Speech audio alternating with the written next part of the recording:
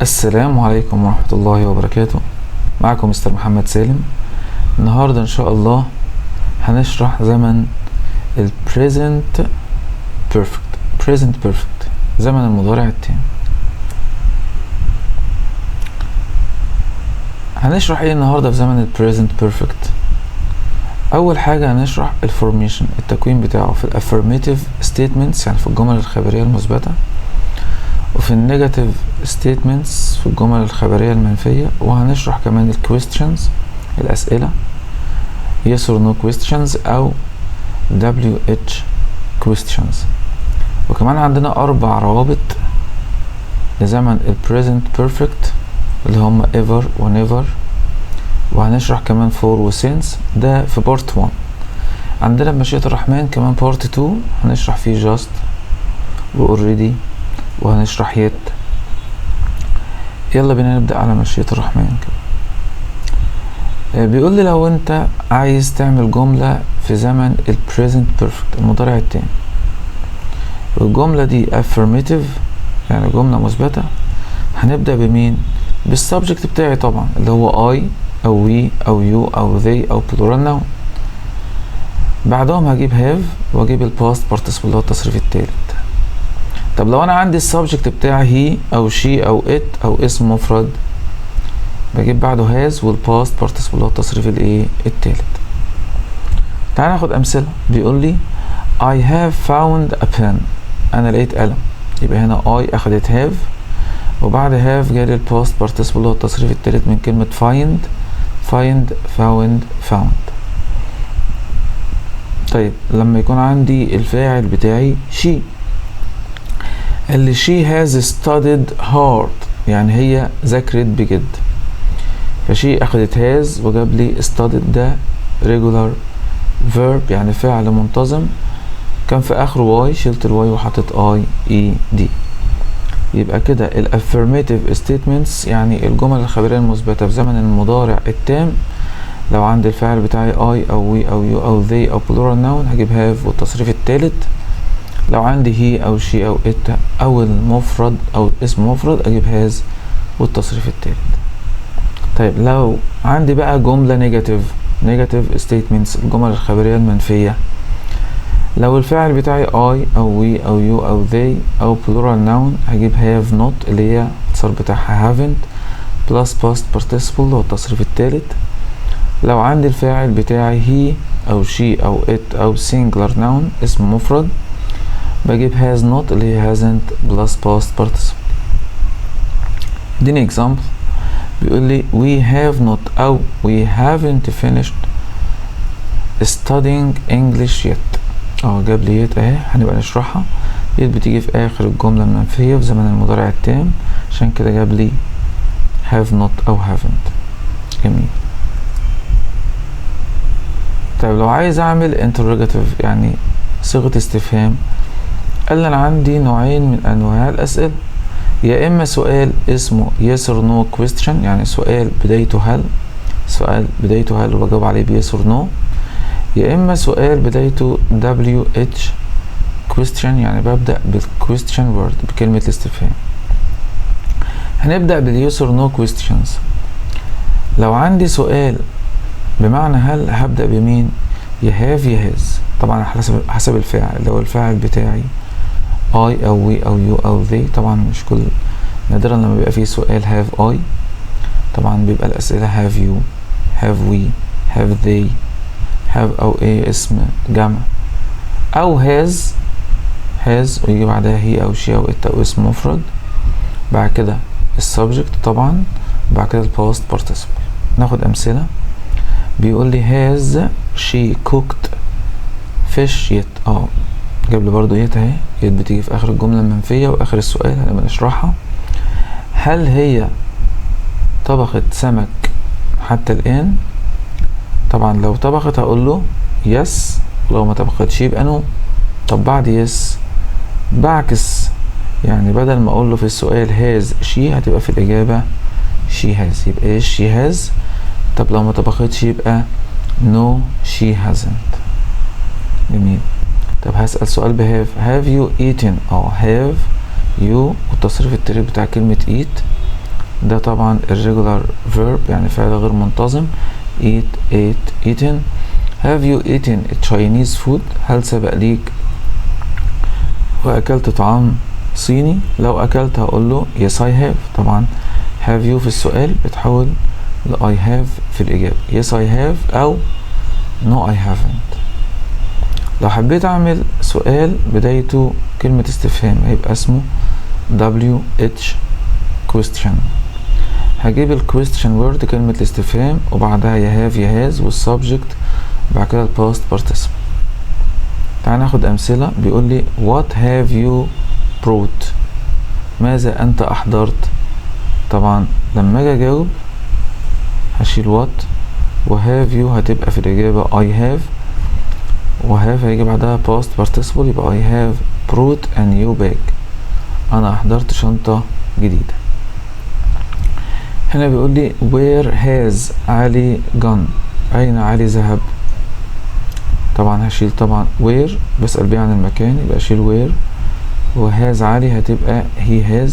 طبعا علي بقى في الإجابة he has gone to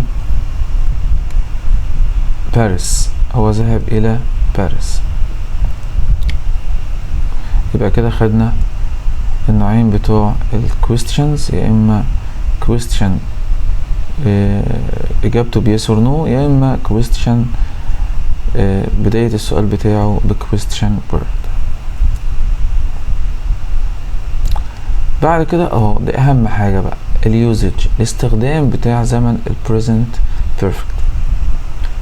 هنا جايب لي 4 استخدامات لل present perfect.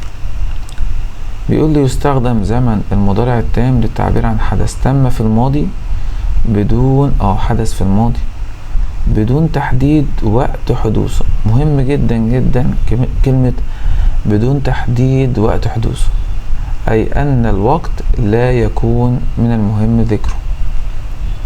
طب إيه مشكلة ده؟ قال لي لو أنت قلت امتى حصل الفعل ده يبقى past simple. ده الفرق ما بين ال past simple وال present perfect. يعني أقول له my favorite writer الكاتب المفضل عندي has written a new book كتب أو ألف كتاب جديد. هنا أنا قلت إن المؤلف بتاعي المفضل عندي كتب أو ألف كتاب جديد، بس هو انتهى من تأليف الكتاب لكن ما قلتش امتى.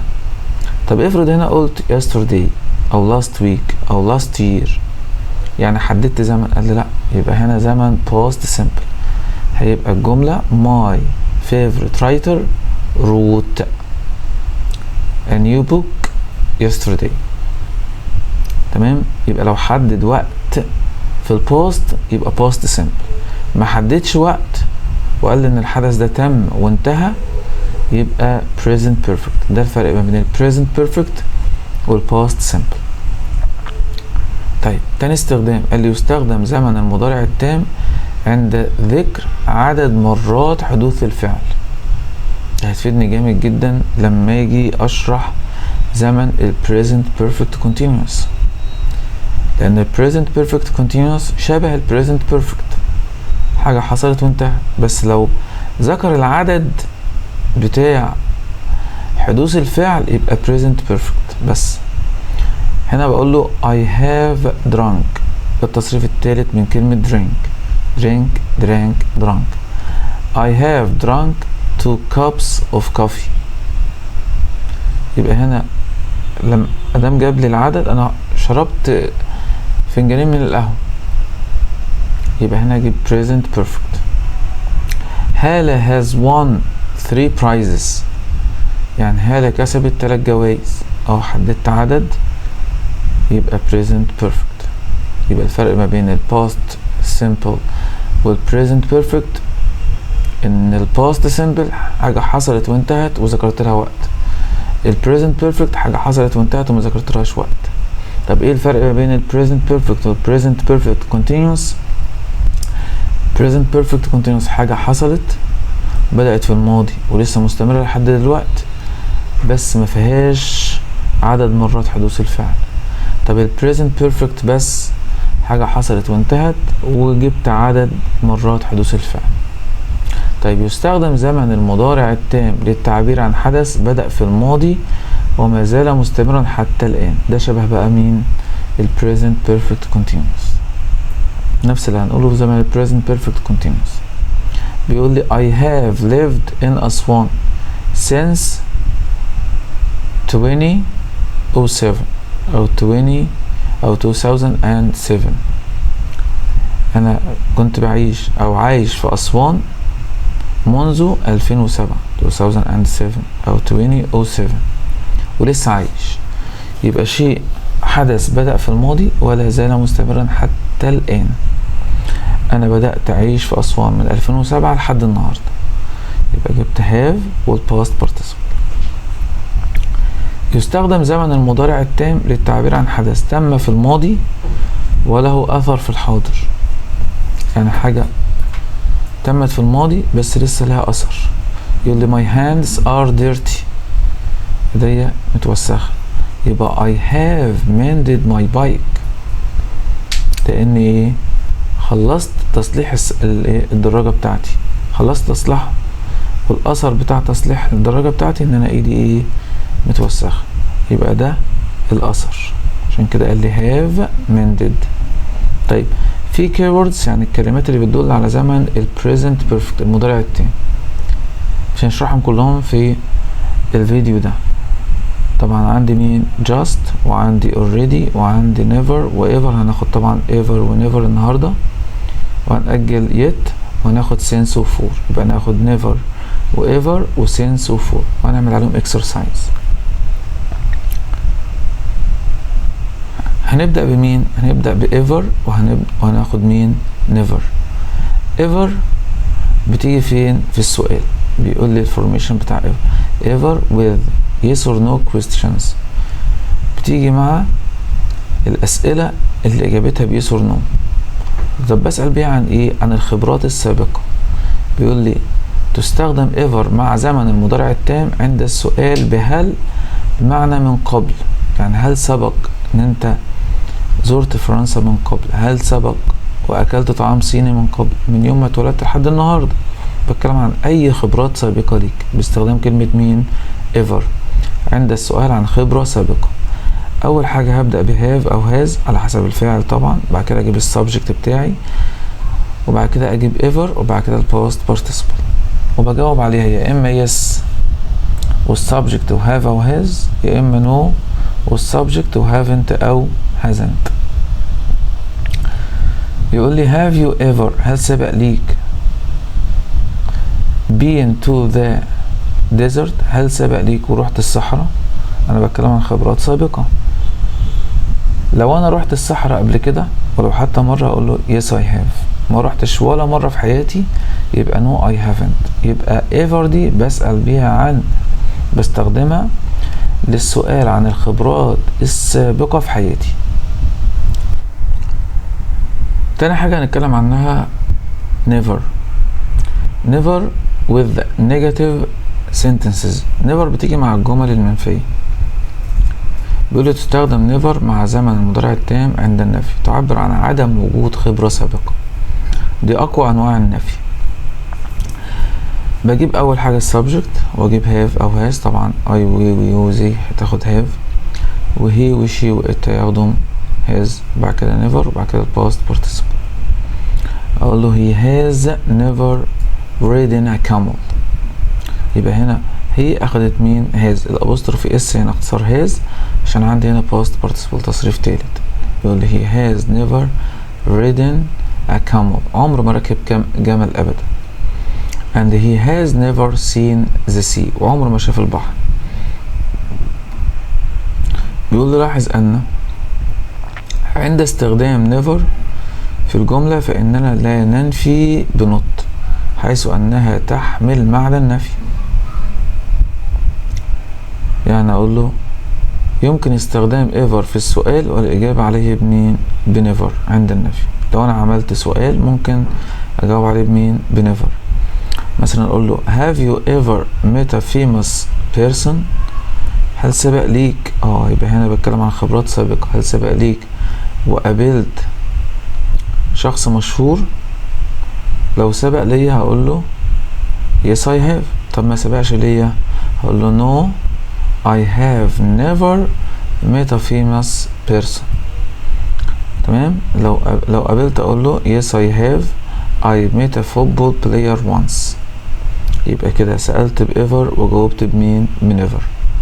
يبقى نرجع كده بسرعة ان ever بتيجي في وسط السؤال، ever بتيجي في وسط السؤال، ever بتيجي بعد have وhas والفاعل وقبل الباست participle. يبقى ever بتيجي في وسط السؤال، never بتيجي في وسط الإجابة المنفية بدل النفي، بدل not. أقول له I have never met، مينفعش أقول له I haven't never.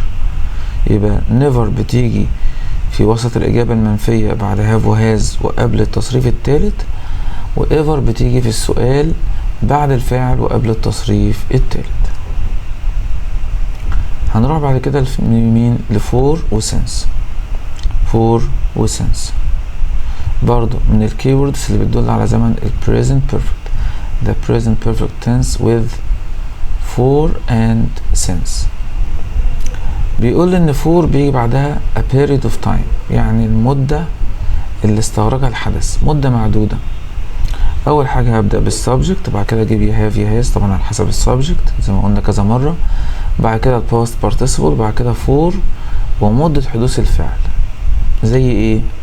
اهو بص هنا جايب لي المدة معدودة 3 days يعني جاب عدد، 4 months 4 شهور جاب لي العدد، 2 years برضو جاب العدد، 4 long مدة طويلة، 5 hours لمدة 5 ساعات برضو جاب لي عدد الساعات معدودة، 4 a long time لوقت طويل، 4 an hour طبعا هنا an بمعنى 1 an hour، the last وبعد كده المدة، يعني ممكن اجيب the last وبعد كده المدة واجيب قبلها مين؟ 4. يبقى 4 بيجي بعدها المدة معدودة بالأيام بالشهور بالسنين بالساعات، ممكن اجيب بعدها كلمة long و a long time و an hour و the last واجيب المدة. ناخد مثال بقى على الكلام ده. بيقول لي I have lived here، انا بعيش هنا for 13 years لمدة 13 سنة ولسه عايش. يبقى اجيب لي have والتصريف الثالث وجاب لي for وجاب لي المدة معدودة 13 سنة. طب ممكن تيجي في السؤال اقول له have you been at this school، هل انت كنت في هذه المدرسة؟ have اهي والباست participle بتاع verb to be اللي هو مين؟ been. at this school for a long time، هل انت كنت في هذه المدرسة لوقت طويل لمدة طويلة؟ no I have only been here for a month، لا ده انا هنا بقالي ايه؟ فقط شهر واحد. هنا جاوب طبعا سأل بهاف، سؤال بهل، جاوبت بمين؟ بنو، وهاف يو بقت في الإجابة I have، وجاب لي have والتصريف التالت اللي هو مين؟ been here for a month لمدة شهر. طب since قال لي لا، since بيجي بعدها بداية المدة، بداية المدة. طبعا تكون الجملة بتاعتها يبقى subject فاعل، بعد كده have وhas على حسب الفاعل، بعد كده الباست participle، واجيب since واجيب بداية الحدث. كان فوق مدة الحدث، المدة كلها معدودة، هنا بداية الحدث مش المدة معدودة. اقول له بداية الحدث زي مثلا اقول له 2009 سنة 2009، 2014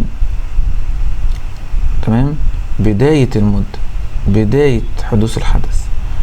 ماي شهر مايو، بدأت مثلا حاجة في شهر مايو، بدأت حاجة Sunday يوم الحد. last week هنا the last وهنا last week last year yesterday then. واهم حاجة بقى بتيجي بعد since اللي هي جملة في زمن الماضي البسيط، جملة في زمن الماضي البسيط.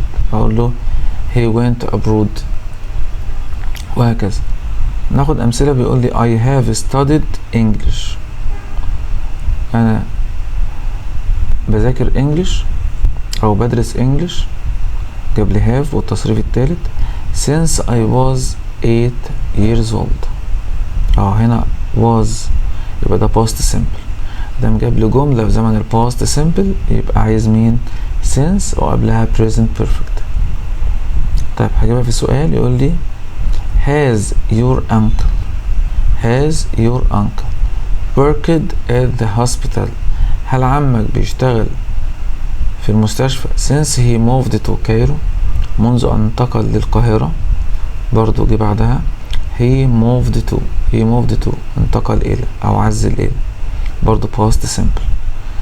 لو الإجابة yes أقول له yes he has worked there since 2008. أيوة هو بيشتغل هناك منذ 2008. يبقى نراجع كده على for و since.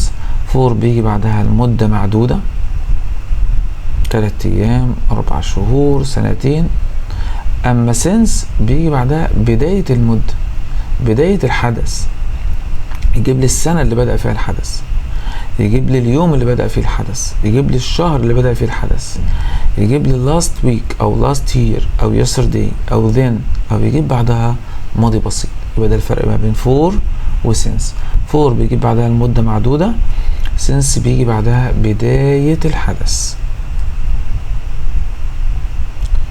في بقى حاجة مهمة جدا جدا جدا في زمن ال present perfect. الفرق ما بين have أو has been to و have أو has gone to. have أو has been to plus place ده ذهب وعاد. بقول هو كان في المكان ده ورجع تاني. أما have أو has gone to ذهب ولم يعد، وراح ولسه ما رجعش. تعال ناخد أمثلة. بيقول لي I have been to Paris. have been to يعني راح ورجع. I have been to Paris 3 times.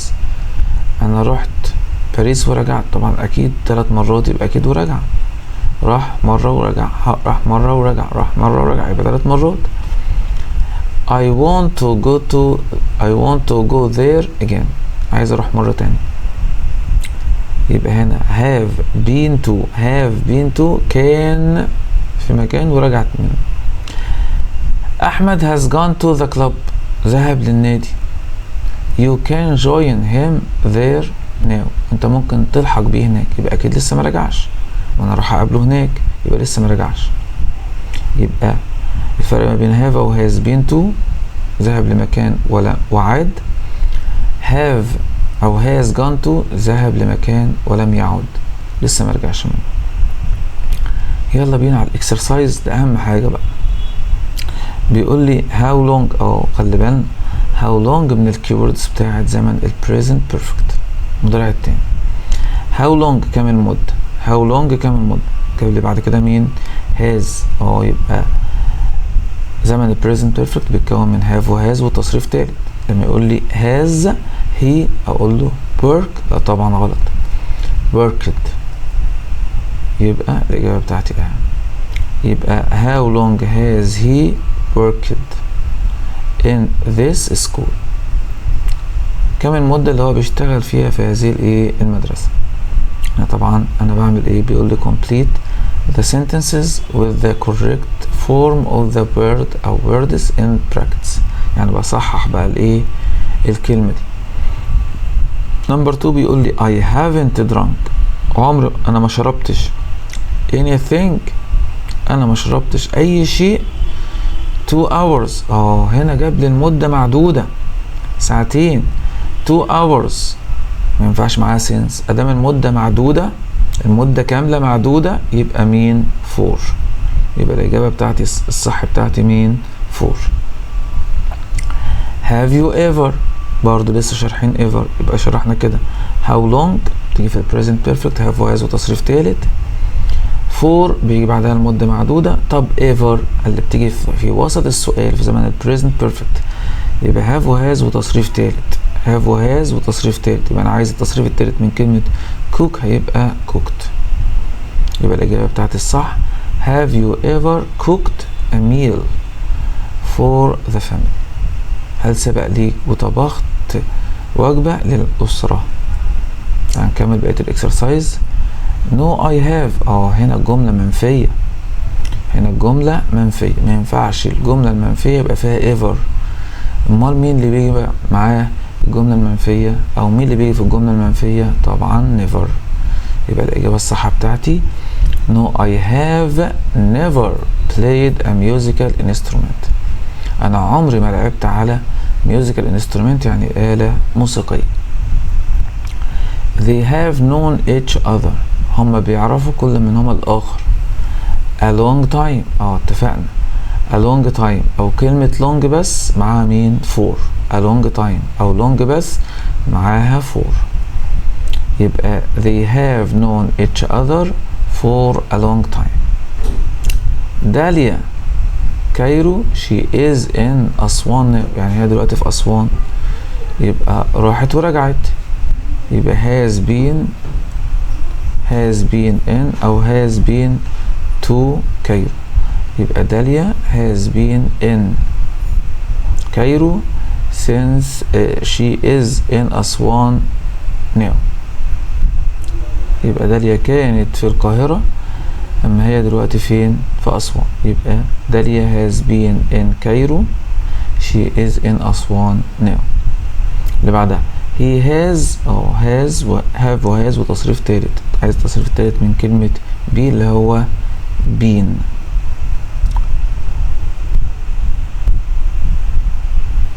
هنية have ازاي هنية have ازاي بقى؟ ده هنية دي she وشي هتاخد مين؟ has played tennis many times يبقى تاخد مين؟ has. I haven't have و has وتصريف التالت يبقى I haven't eaten a Chinese food. has لينا ever ever بتيجي في وسط السؤال بيجي قبلها have و has بعد كده السبجكت وبعد كده ever وتصريف تالت يبقى انا عايز من سي seen. how long قلنا من الكيوردز بتاعت زمن ال present perfect. how long have you have و has والتصريف التالت يبقى lived. I have lived in the same house أنا بعيش في نفس البيت. I was born the past simple مادام past simple يبقى معاه since. past simple معاه since. I haven't seen رامي for the last time. هي المفروض the last بيجي معاها مين؟ for. لكن the last لما يجي معاها جملة بزمن ال past simple تبقى تاخد مين؟ since. يبقى the last time we were at the club آخر مرة كنا فيها في النادي يبقى اخد since. كمل. he has طبعا ده بيرجع على مين؟ على has been to و has gone to. has been to راح ورجع. طب has gone to راح ومرجعش يبقى لازم اشوف بقية الجملة. he is still there هو لسه هناك يبقى راح ومرجعش يبقى has gone to the club. have you ده سؤال يبقى have you ever. حسن has عايز has بعدها تصريف تالت يبقى ال past participle بتاع have اللي هو had يبقى حسن has had a headache عنده صداع for 3 hours. for بيجي بعدها المدة معدودة. مستر تامر has worked at this school وجاب لي هنا بداية المدة. تمام. السنة اللي بدأ فيها الشغل في تلك المدرسة يبقى اخد مين؟ since. ادام جاب لي السنة اللي بدأ فيها الشغل او اليوم اللي بدأ فيه او الشهر اللي بدأ فيه يبقى اخد مين؟ since.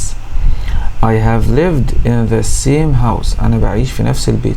since since بيجي بعدها past simple يبقى I bought it انا بعيش في نفس البيت منذ ان اشتريته. they have طبعا يا مستر ever ما تجيش في وسط الجملة الا لو كان مثلا في عندي superlative اللي هي جملة التفضيل. لكن انا هنا بتكلم عن جملة منفية بقول له they have visited the Egyptian museum before يعني هم عمرهم ما زاروا المتحف المصري من قبل يبقى مش عايز ever عايز never. I have a bike since لقيت عندي since وبعدها past simple I was 12 years old، يبقى انا عايز هنا have و has وتصريف تالت. جاب لي have بس، اقول له لا، الاجابه الصح بتاعي have had. يبقى I have had a bike، انا عندي دراجه since I was 12 years old. بفضل الله سبحانه وتعالى انتهينا من اول جزء في زمن present perfect. ده part 1 شرحنا فيه الجملة المثبتة والجملة المنفية، وخدنا كمان question yes or no questions WH questions، وشرحنا 4 روابط او 4 keywords مرتبطين بزمن present perfect اللي هم ever whenever وsince وfor، وعملنا عليهم exercise. يا رب نكون استفدنا. بحبكم في الله، اشوفكم ان شاء الله في الفيديو الجديد في تكملة زمن present perfect، والسلام عليكم ورحمة الله وبركاته.